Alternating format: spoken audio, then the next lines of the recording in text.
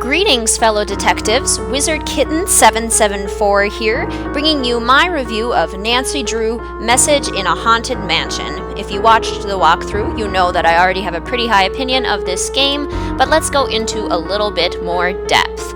So, as you have seen maybe in some of my other reviews, I do my scoring for games on 5 different elements. There's plot, characters, setting and design, entertainment and gameplay value, and music and vibe.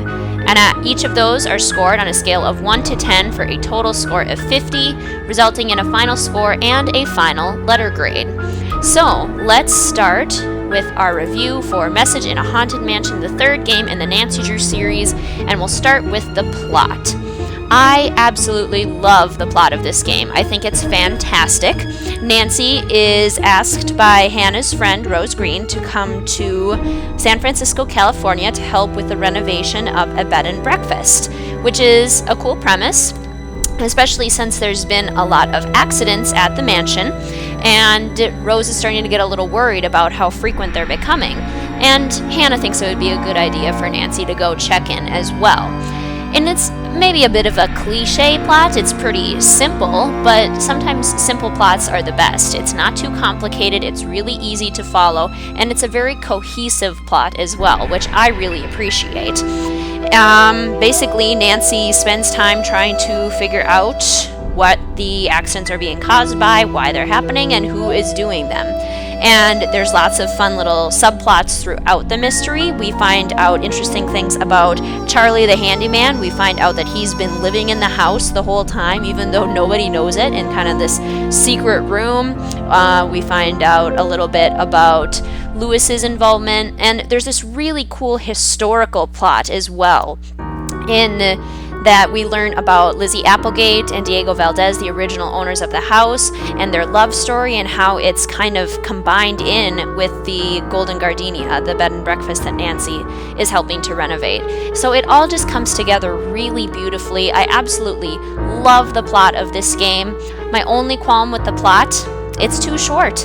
The game itself is really quick, especially if you've played it before. You can go through it so quickly, and that's probably because it is a fairly simple plot, but it's an amazing simple plot. It's very well done. So while I can't give it a perfect 10, I do give the plot of Message in a Haunted Mansion a 9 out of 10.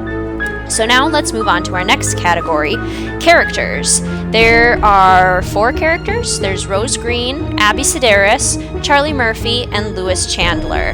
The characters in this game are forgettable. They are good. I mean, they're solid. Rose Green is the owner of the B&B and kind of managing the renovations and trying to get it running. Abby is her business partner. Abby is probably my favorite character in the game. She's kind of celestial, very philosophical. She believes in spirits, and she has really good business sense. She wants to make the bed and breakfast as interesting as possible, which is cool. So she's pretty interesting. I also like Charlie's character.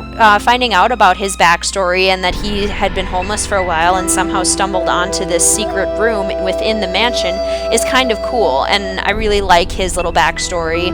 I also really love the voice actor that plays Charlie. It's the voice actor who plays Ned Nickerson in all of the following Nancy Drew games, which is wonderful. He's a great voice actor. He does a fantastic job. And Lewis is okay. He, kind of like Rose, is kind of bland, just kind of there for the purpose of needing another character. Overall, I think the characters are good, but they could use more development. There's like one interesting character in Abby, and there's one semi-developed character in Charlie. The interactions are solid for the most part. The character interactions are different between each character. Particularly with Abby, you can have some really engaging discussions with her. But then you have discussions like you have with Rose, which are basically just like, okay, here's the next chore that I want you to do. So character interaction is good, but not great. I would give characters a 6 out of 10. And now let's move on to our next category, setting and design, which takes into account where the game takes place and how well that setting is executed, and the background designs, the environmental designs, as well as the character designs. So for setting and design, this game is beautiful. I think it's absolutely gorgeous. The background designs in particular, there is so much intricate detail in every single location in the game, and each room is very unique as well. You have Nancy's bedroom, which is in a Chinese theme with lots of authentic Chinese decor. You have Abby's room, which is kind of a moon kind of theme, just like very peaceful and zen. You have the beautiful entryway into the mansion. You have the really cool old attic and the really cool old saloon. So the design is absolutely incredible. I love the Golden Gardenia. I think it's probably one of my favorite locations in the entire Nancy Drew series. It's absolutely stunning. The character design, yeah, it's not great. The graphics for them aren't stunning. But it's a pretty early game, and I think that they do well for the technology that was kind of available at the time. So all of the characters' mouths move with the words that they're saying, and that's kind of a pet peeve of mine, to make sure that they do actually do that. Otherwise, it kind of takes you out of the reality of the game. Yes, the characters are very robotic, but overall, I think the character design was done well, and it definitely doesn't detract from the beautiful environmental design that we see throughout the game. The setting of San Francisco also does come across in the game, but it doesn't bombard you with it. So there are mentions of like the Great Earthquake and Chinese culture within San Francisco, but they don't really bombard you with the fact that you are in San Francisco, California.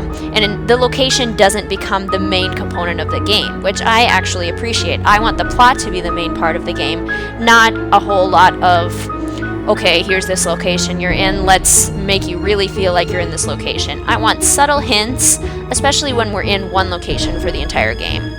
So I was really, really impressed with the setting and design in this game. It's the first one in the series that I feel really was impressive in terms of its setting and design and kind of exploration value. So I would give this game a 10 out of 10 for setting and design. So our next category, entertainment and gameplay value, which kind of takes into account how fun the game is to play and how easy it is to play. What's its replay value as well? And this game is so fun to play. It's the scare factor probably makes it the most fun thing. The scare factor is subtle. It's not like jump out at you scare moments, but it's really affecting, and it's pretty random too. Even after playing the game several times, it still can surprise you. And I really like all of the shadows and the creepy noises and those little moments that you might even miss if you're not paying complete attention, and it might make you second guess yourself. Like, oh, was that a ghost? Did that thing actually just move? I'm talking about you, bird head, swan head in the little sitting area. But it's a lot of fun. It's a really fun game. And I don't think anything detracts from the gameplay value except maybe a little bit of clunky navigation. It's one of the earlier games, so you do still have to click a lot and kind of move around a lot to find the hot spots. And that might detract a little bit from the gameplay value in that you can't move around as easily as in other games. But it's just so darn fun to play that you usually don't notice it. So I give entertainment and gameplay value a 9 out of 10. And finally, we move on to our last category, music and vibe. The music in this game is amazing. I love the music. It is so perfect for the location that we're in. It matches the Golden Gardenia to a T. It's just mysterious enough that you get a little bit uneasy, honestly, when you're in this kind of creepy mansion. But it's also beautiful enough to remind you of the history that the mansion has. The vibe as well comes into play with that music. The scare factor, it's incredible. As I mentioned, the subtle scare factor is just so entertaining. It's so creepy. The vibe of the mansion is perfectly related to game players. I think this game really excels in this area. This is probably, other than setting and design and plot, this is probably its best feature, is the fact that the music complements each location of the game so well, and that you feel that sense of uneasiness and kind of creepiness throughout. It's a magnificent game in sense of music and vibe. So I give Message in a Haunted Mansion a 10 out of 10 for music and vibe. So if we add up our scores, 9 for plot, 6 for characters, 10 for setting and design, 9 for entertainment and gameplay value, and 10 for music and vibe, we get a total score of 44, which gives us a grade of a B+ for Message in a Haunted Mansion. And the main reason that the game lost some points and isn't an A grade is simply because it is an earlier game. So it does have some clunky animation, the characters aren't really fully developed, and the character interaction isn't really as natural and interesting as it will end up being in later games.